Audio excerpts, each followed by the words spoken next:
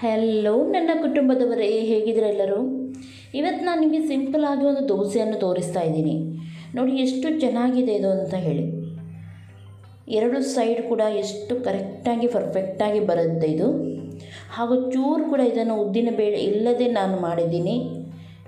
ಹಾಗೂ ತುಂಬ ಟೇಸ್ಟಾಗಿರುತ್ತೆ ಇದು, ತಿನ್ನಲಿಕ್ಕೆ ಕೂಡ ಸ್ಮೂತ್ ಹಾಗೂ ಟೇಸ್ಟ್ ಎರಡೂ ಕೂಡ ಇದರಲ್ಲಿರುತ್ತೆ.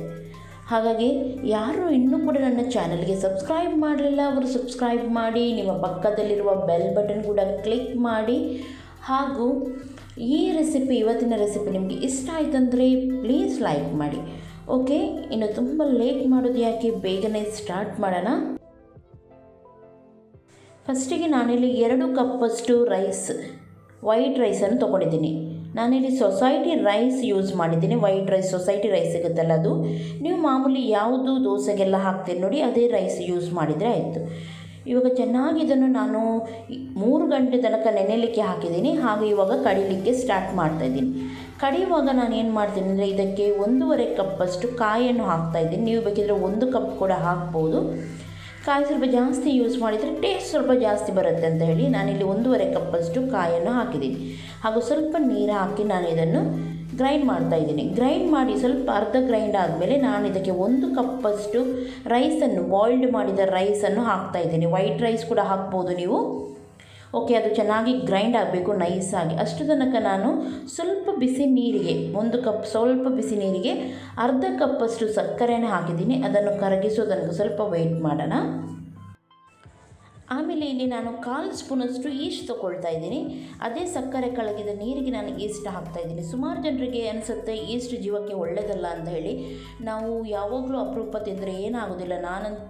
ನಾನೆಲ್ಲ ಮೊದಲಿಂದಲೂ ನಾವೆಲ್ಲ ವಾರಕ್ಕೆ 2 ಸಲ ಆದರೂ ಈಸ್ಟ್ನಿಂದ ತಿಂಡಿ ಮಾಡ್ತೀವಿ.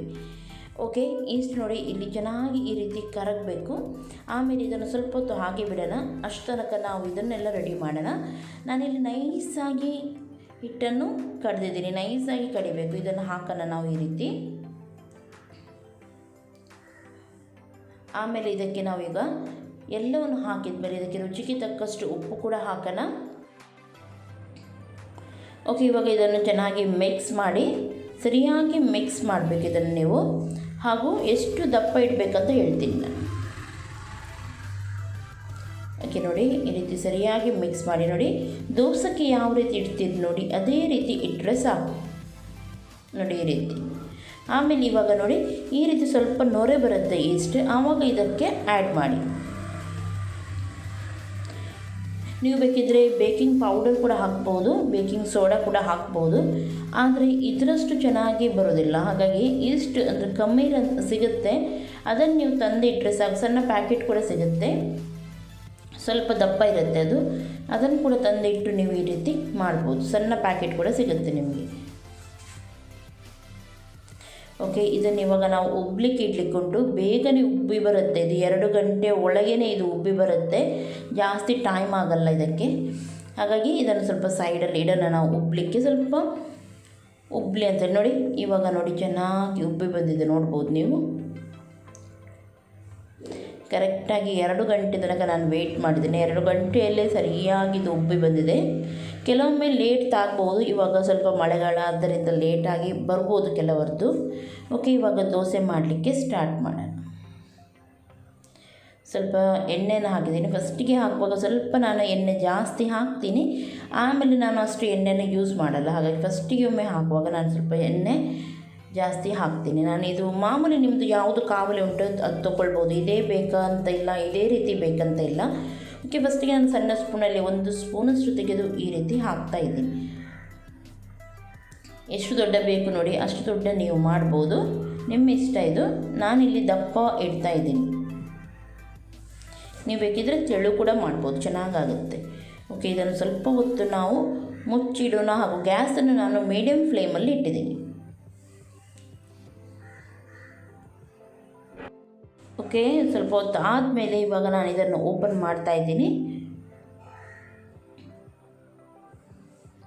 ನೋಡಿ ಎಷ್ಟು ಸಾಫ್ಟಾಗಿ ಬಂದಿದೆ ನೋಡಿ, ಚೂರು ಉದ್ದಿನ ಬೇಳೆ ಇಲ್ಲದೆ ತುಂಬ ಚೆನ್ನಾಗಿ ಬರುತ್ತೆ. ನಾನು ಈಗ 2ನೇದು ಬಿಡ್ತಾಯಿದ್ದೀನಿ, ಆಮೇಲೆ ಒಟ್ಟಿಗೆ ನಿಮಗೆ ಎಲ್ಲವನ್ನು ತೋರಿಸ್ತೀನಿ.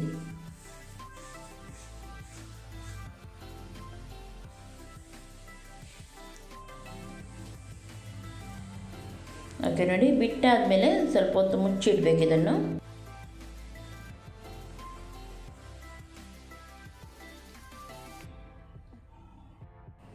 ಓಕೆ ನೋಡಿ, ಎಲ್ಲನೂ ಸೇಮ್ ಅದೇ ರೀತಿ ಪರ್ಫೆಕ್ಟಾಗಿ ಬರುತ್ತೆ, ತುಂಬ ಚೆನ್ನಾಗಿರುತ್ತೆ.